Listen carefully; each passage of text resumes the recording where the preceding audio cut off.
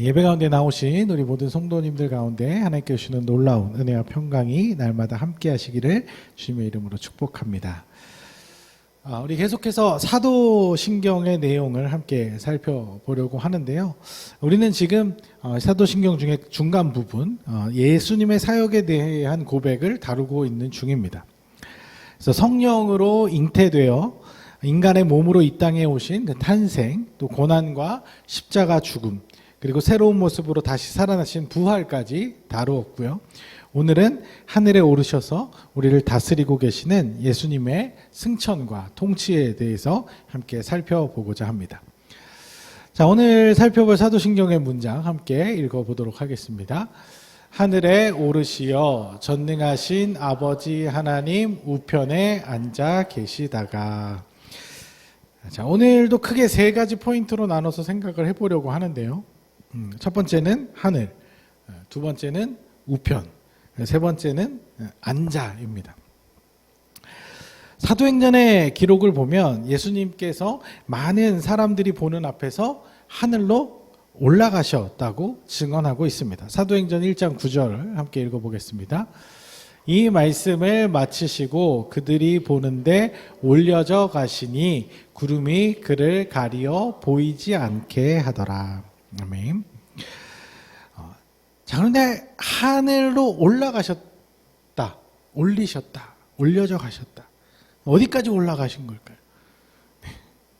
어디까지 올라가는 거예요? 그 당시 사람들은요, 아직 우주에 대한 그런 개념을 이해하지 못했기 때문에 그냥 저 높은 하늘 위로 계속해서 올라가셨고, 뭐 성층권까지 가셨다, 아니면 대기권 어디까지 가신 걸까?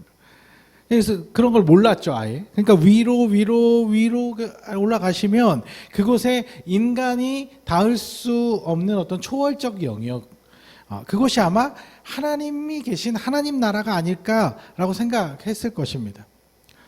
근데 정확한 이제 말씀의 기록을 보니까 어느 정도 올라가시다가 구름이 그를 가리어서 보이지 않게 했다고 하니까 사실 어디까지 올라가셨는지 정확하게 알 길이 없죠. 중요한 것은 이 사건이 사람들의 눈으로 직접 본 사실이기 때문에 어떤 단순한 위치적 이동이다라고 생각할 수 있는데, 예수님이 하늘로 올라가셨다는 것은 단순한 어떤 위치적 이동만을 이야기하는 것이 아니라는 것입니다. 우리가 지난 시간에도 살펴보았듯이 예수님이 부활하신 것은 우리와 똑같은 이 지금의 육체로 부활하신 것이 아니라고 했잖아요. 우리가 그걸 몰라요. 근데 완전히 새로운 모습인데 이게 그럼 완전히 영이 아니라 또 우리의 몸과 비슷한 면이 있어서 이게 눈으로 보고 만질 수 있는 어떤 육체와 비슷한 면이 있었단 말이에요. 그러니까 올라가시는 게 보였겠죠. 영이라면 인간은 볼 수가 없거든요. 그리고 막 동시에 여러 곳에 나타나시기도 하고 벽을 통과하시기도 하고 막 이러니까 이게 혹시 영인가? 막 이런 생각도 드는데 전혀 그렇지는 또 않고 눈에 보이기도 하고 만져지기도 하는, 우리가 전혀 경험해보지 못한 새로운 존재 방식으로 다시 살아나신 거기 때문에 이 인간의 우리의 육체가 공중부양을 해서 하늘로 올라갔다 그러면 그것이 굉장히 특이하고 신비한 일이겠지만, 그 예수님의 부활체, 그 몸으로 공중부양을 해서 하늘로 어느 정도 올라가셨다는 것은 그냥 뭐 충분히 있을 수 있는, 생각해 볼 수 있는 문제라는 것이죠. 그냥 단순히 이 눈에 보이는 어떤 예수님의 겉모습이 그냥 올라갔다라고 하면 지금 어디 계셔요? 우주를 떠돌고 계십니까? 그런 건 아닐 거 아니에요. 예수님의 승천의 중요한 의미는 예수님께서 하늘 높이 우주 어디론가 올라갔다는 여기에 포인트가 있는 것이 아니라는 것입니다. 성경에서 말하는 승천은 단순한 공간의 이동이 아니라 예수님께서 하나님의 영광과 통치의 자리로 돌아가셨다는 것이 중요한 의미인 것입니다. 그리고 이제 또 하나 오해할 수 있는 부분이, 그렇게 구름에 가리워져서 우리 눈앞에서 사라지셨으니까 더 이상 보이지 않으니까 우리와의 이별이라고 생각하기 쉽다는 것이죠. 근데 그것도 아닙니다. 요한복음 16장 7절의 말씀 읽어보겠습니다. 그러나 내가 너희에게 실상을 말하노니 내가 떠나는 것이 떠나지 아니하면 보혜사가 너희에게로 오시지 아니할 것이요 가면 내가 그를 너희에게 보내리니. 예수님께서 제자들에게 자신의 죽음을 미리 예고하시면서 자신이 떠나야만 보혜사 성령님을 보낼 수 있다고 말씀을 하셔요.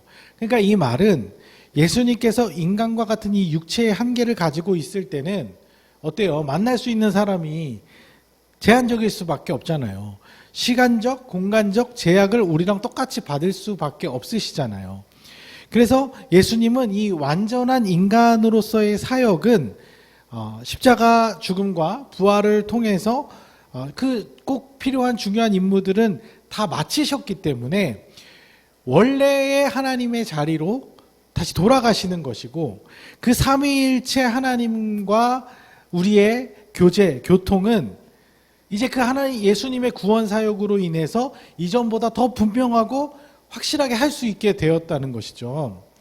그러니까 구약 시대에도 성령님이 존재하셨지만 예수님을 통한 완전한 대속 사역이 이루어지기 전이기 때문에 성령님의 사역이 두드러지게 나타날 수가 없었어요. 그런데 이제는 우리가 성령님을 통해서 언제든지 예수님과 소통할 수 있는 길이 열리게 된 거잖아요. 그러니까 굳이 예수님이 이 몸을 우리와 좀 다른 몸이라고 하더라도 굳이 이 땅에 계속해서 계실 이유가 없는 거죠. 하늘에 오르셔서 하나님의 그 통치의 자리에 앉으셔서 우리를 떠난 것이 아니라 이제 오히려 구약 시대보다 오히려 예수님이 이 땅에 계시던 때보다 더 확실하게 우리와 언제든지 성령님을 통해서 교통하고 교제하고 우리가 만날 수 있고 우리가 소통할 수 있게 됐다는 거예요. 그러니까 이별이 아니죠. 이별은 못 만나는 거잖아요. 오히려 언제 어디서나 예수님과 함께 할 수 있는 더 넓은 길이 열린 것입니다. 더 깊은 만남과 소통이 가능해진 것입니다. 그렇기 때문에 이제 우리는 예수님을 향한 마음을 우리 스스로가 더 열 수만 있다면 어쩌면 예수님과 동시대를 함께 살았던 사람들보다도, 심지어는 예수님의 제자들보다도 더 예수님을 마음 깊이 두고 더 친밀해질 수 있는, 더 깊은 관계를 맺을 수 있는 기회가 열렸다는 것이에요. 이것이 원래 하나님의 계획이고 뜻인 것이죠. 그러니까 하늘로 올라가셨다는 것은 예수님이 우리와 멀어지신 것이 아니라 우리와 더 가까워지신 것입니다. 그래서 예수님을 저 높은 하늘, 스카이, 우주에 떠도는 존재로 이해하는 것이 아닌 우리와 날마다 함께 하시며 동행하시는 분이심을 믿음으로 고백하며 예수님과 더욱 친밀한 관계로 나아가시는, 그런 관계를 맺어 나가시는 우리 성도님들 되시기를 주님의 이름으로 축복합니다. 자, 두 번째 포인트는 우편인데요. 과연 하나님의 오른편은 어느 쪽일까요? 네. 이쪽입니까? 이쪽이 오른쪽이에요? 왼쪽이에요? 네, 저한테는 오른쪽이거든요. 우리 성도님들한테 왼쪽이죠. 도대체 지금 예수님이 하나님 우편에 있다는 거 어디 계시다는 걸까? 이 표현 역시 문자적으로 이해하면 여러 가지 오해를 불러올 수가 있는데요. 여기서 우편은 상징적 언어로 이해하는 것이 좋습니다. 왜냐하면 하나님 영이시기 때문에 오른쪽 왼쪽을 사실 구분할 수가 없습니다. 여기서의 오른편은 어떤 방향이나 위치를 말하는 것이 아니라 하나님과 동등한 권위의 자리를 말하는 거예요. 네. 그렇게 제가 SNS에서 이렇게 요즘 막 이렇게 정치적으로 극단적인 얘기를 하는 그런 사람들 이렇게 피드가 가끔 이렇게 뜰 때가 있는데, 거기서 보면서 제가 되게 좀 황당하다, 기가 막히다라고 생각을 했던 내용이 있는데, 뭐냐면 기독교인은 절대 좌파가 될 수 없대요. 근데 그 근거가 뭐냐면 예수님이 하나님 우편에 있기 때문에 그래요. 그래서 하나님 원래 오른쪽을 좋아하시기 때문에 좌파는 하나님 싫어하신다는 거죠. 어디서부터 설명해야 될지 감도 안 오는데, 이게 그냥 뭐 농담으로 말장난이라면 그럴 수 있는데 이런 해석들을 진심으로 하는 거라면 해석에 오류가 있는 거예요. 뭐냐면 같은 단어를 맥락 없이 그냥 이해하는 실수에서 온 것이라고 할 수 있죠. 그러니까 하나님 우편에서 말하는 우와 정치적 성향을 나타내는 우파의 우가 같은 글자이기는 하지만 그 포함하고 있는 의미는 아예 영역 자체가 다르거든요. 또 말이 안 되는 게 하나님이 우편에 계시면 예수님이 하나님 우편에 계시면 하나님은 예수님 좌편에 계신 거잖아요. 그런 식으로 이해하면 그러면은 예수님은 좌파고 이런 거예요. 성령님은 중도고 그런 게 아니잖아요. 예수님께서 하나님 우편에 계시다는 것은 어떤 장소나 위치를 이야기하는 것이 아니라 하나님과 동등된 위치, 같은 레벨의 권위, 그러니까 온 세상을 통치하시고 다스리시는 그 하나님의 자리에 동등한 위치로 다시 컴백하셨다는 거예요. 컴백하셨다는 건 뭐예요? 원래 거기 계셨다가 원래 그 위치가 예수님 자리예요. 근데 잠시 우리를 위해 인간의 몸을 입고 스스로 낮아지셨다가 원래의 자리를 회복하셨다는 의미인 것이죠. 오늘 본문 베드로전서 3장 22절이 그 의미인 거죠. 함께 읽어보겠습니다.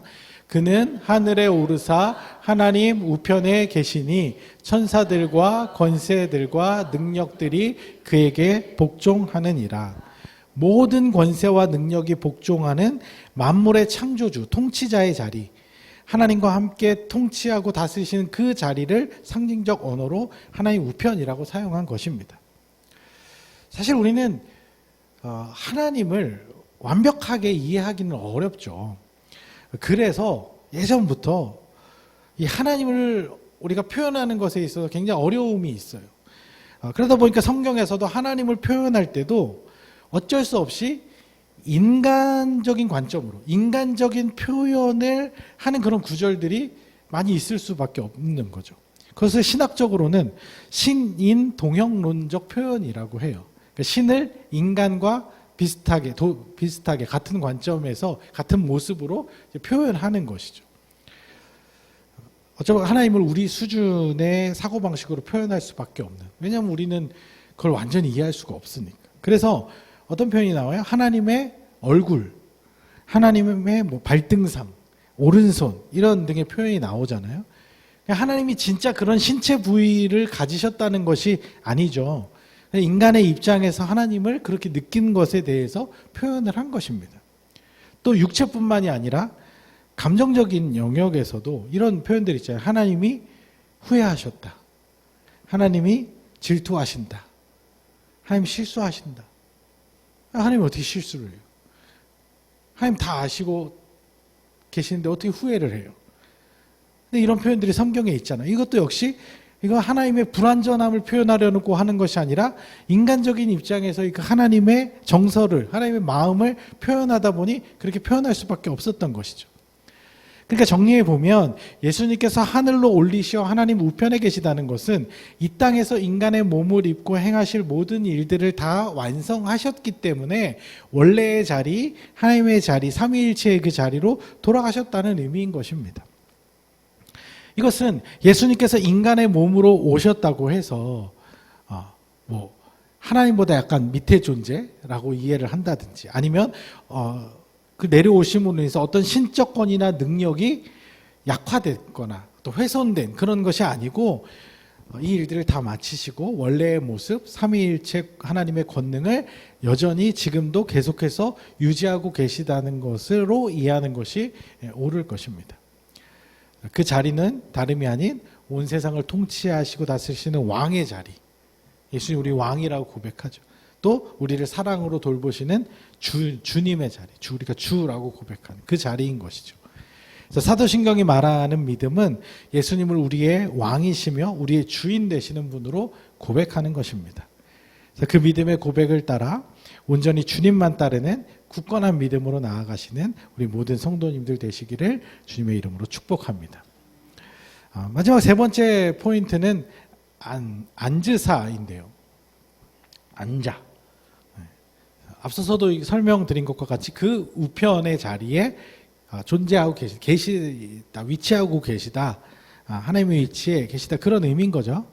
뭐 이걸 이해를 못하기가 어렵지 않은데 근데 간혹 아주 간혹 이 표현을 또 오해하는 경우가 있는데요. 어떤 거냐면 우리 성도님들 그렇게 생각하지 않으셨을 것 같은데 예수님이 이제 앉아 계신다고 하니까 예수님이 이제 할 일을 다 마치시고 쉬고 계신다. 예수님의 할 일은 다 끝났다. 이런 식으로 이해하는 경우가 있다는 거예요.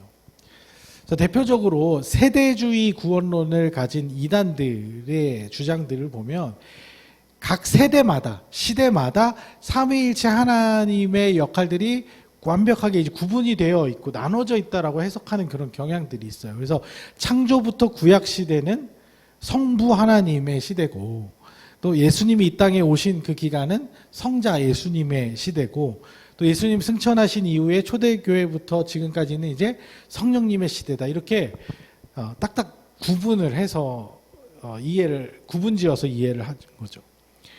이런 해석이 정말 위험한 이유는 뭐냐면 대부분의 이단 그 교주들이 이런 근거를 들어서 이제 성령님의 시대가 오래됐잖아요, 굉장히. 그래서 이제 성령님의 시대가 끝나고 자기의 시대가 왔다는 거죠. 이런 아주 엉터리 주장인 거예요. 왜냐하면 예수님 지금 쉬고 계신 게 아닙니다.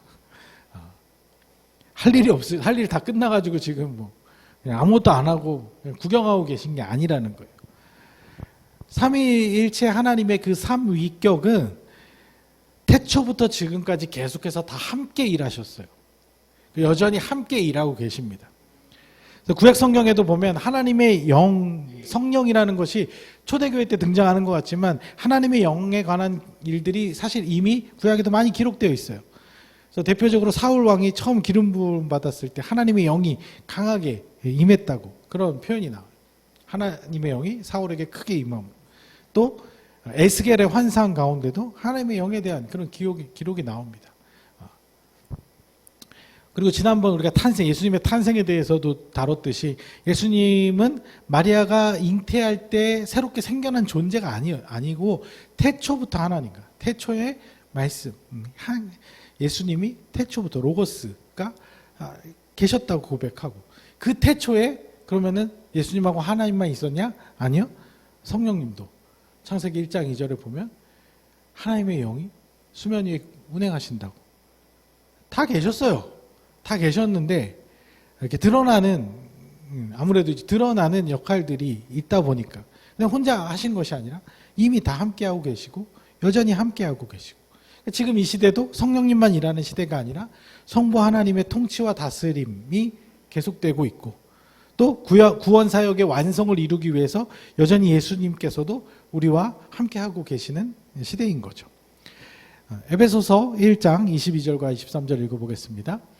또 만물을 그의 발 아래 복종하게 하시고 그를 만물 위에 교회의 머리로 삼으셨느니라. 교회는 그의 몸이니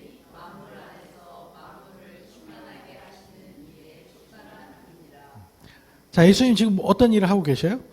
교회의 머리가 되셔서 교회 공동체를 이루어 가시면서 만물을 충만케 하신다고. 그러니까 건물은 사람이 세울 수 있고 조직은 사람이 구성하는 것 같지만 예수님을 머리에 두지 않고 사람이 중심이 되어서 운영되는 교회는 사실 교회가 아닙니다.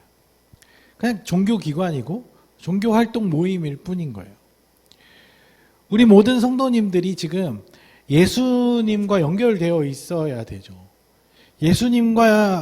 여러분들의 삶이 예수님의 삶과 예수님과 연결되어 있지 않고 단순히 어떤 서로의 친목과 소속감을 가지고 여기 모여 있다면 사람들이 우리를 교회라고 불러도 그건 교회가 아닌 거예요. 성경적 입장에서 봤을 때.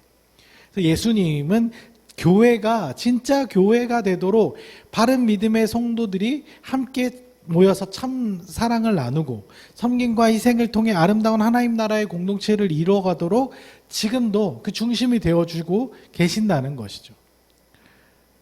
예수님이 우리의 중심이어야 돼요. 맞으시죠? 우리가 예배를 드려도 우리가 모여도 우리가 함께 식사를 나눠도 예수님이 우리 중심이 되어야 한다는 것입니다. 또 예수님께서는 우리가 하나님의 사랑에 멀어지지 않도록 우리를 위하여 간구하고 계십니다. 로마서 8장 34절 읽어보겠습니다. 누가 정죄하리요? 죽으실 뿐 아니라 다시 살아나신 이는 예수 그리스도니 그는 하나님 우편에 계신 자요 우리를 위하여 간구하시느니라. 아멘.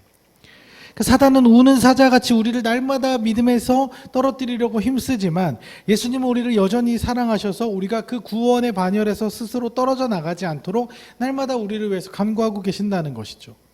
또 예수님께서는 하나님과 동등한 위치에서 만물을 다스리시는 왕으로 함께하고 계신다고 또 히브리서 1장 3절에도 그렇게 표현하고 있습니다. 그러니까 정리해 보자면 예수님께서는 지금 할 일 다 끝나고 쉬고 계시는 게 아니라 그가 이루신 구원 사역이 완성의 단계에 이르기까지 끝마쳐지기까지 여전히 우리와 함께하고 계시다는 것입니다. 즉 예수님의 승천은 안녕 난 끝났어 내 할 일 다 했어 이제 너희들이 알아서 해라고 빠이빠이 하고 이별하신 사역을 끝내신 그런 의미가 아니라 우리 눈에는 보이진 않지만 보이지 않는 방식으로 더 넓게 그의 일들을 시작하고 계신 것입니다. 하나님의 모든 계획이 최종 완성에 이르기까지 삼위일체 하나님의 모든 사역은 멈추지 않고 계속되고 있는 것입니다. 요즘 성도님들이 많이 듣는 찬양 중에 하나님의 열심이라는 찬양이 있는데요. 들어보셨나요? 우리 함께 불러보지는 않았는데 좀 어려워갖고 한번 기회가 되면 유튜브에 찾아서 한번 들어보셔요. 이 곡 가사의 전체적인 내용은 이런 거죠. 우리가 인생의 힘들고 어려운 순간에 하나님께 기도도 하고 나름대로 열심히 뭔가를 해보려고 열심히 삶을 살아보기도 하는데 우리가 살다 보면 힘든 순간들이 참 많잖아요. 생각대로 뭐가 안 되는 것 같다는 그런 때가 참 많잖아요. 우리는 그런 순간에 어떻게 생각하냐면 하나님께서 아무것도 안 하고 계신 것 같은 거예요. 하나님 아무 일을 안 하고 계시는 것 같은 그런 마음에 되게 하나님께 속상하고 하나님께 서운하고 이런 마음이 들 수 있는데 하나님 결코 지금 쉬고 계시거나 놀고 계시는 것이 아니라는 거예요. 우리를 아무런 관심 없이 그냥 방치해 두고 계신 것이 아니라 여전히 보이지 않는 곳에서 우리가 이해할 수 없는 다양한 일들 가운데서 여전히 계속해서 일하고 계신다는 것이죠. 우리가 그걸 느끼지 못하고 보지 못하고 그렇기 때문에 답답할 수 있는데 오히려 우리보다 더 열심히 더 많은 일들을 지금도 행하고 계시다는 거예요. 그래서 찬양의 가사는 하나님의 입장에서 이렇게 표현합니다. 나의 열심히 이루리라. 그러니까 이것은 이사야 37장 32절의 말씀을 근거한 고백인데요. 같이 읽어보겠습니다. 이는 남은 자 예루살렘에서 나오며 피하는 자가 시온산에서 나올 것임이라. 만군의 여호와의 열심히 이를 이루리라. 아멘. 삼위일체 하나님께서는 태초부터 지금까지 우리를 위해 여전히 일하고 계셔요. 우리가 잘 몰라서 그렇지, 잘 느끼지 못해서 그렇지 우리보다 더 열심히 하나님으로서의 할 일들을 하고 계시다는 것이죠. 우리를 너무나도 사랑하시는 우리 하나님께서 지금 이 순간도 오늘 하루도 또 이번 한 주도 여전히 우리가 바른 길로 나아갈 수 있도록 하나님 최선을 다하여 일하고 계십니다. 열심히 일하고 계십니다. 그렇다면 우리도 그 하나님께 반응하며 어떻게 해야 될까요? 우리의 주어진 삶을 최선을 다해 열심히 살아내야죠.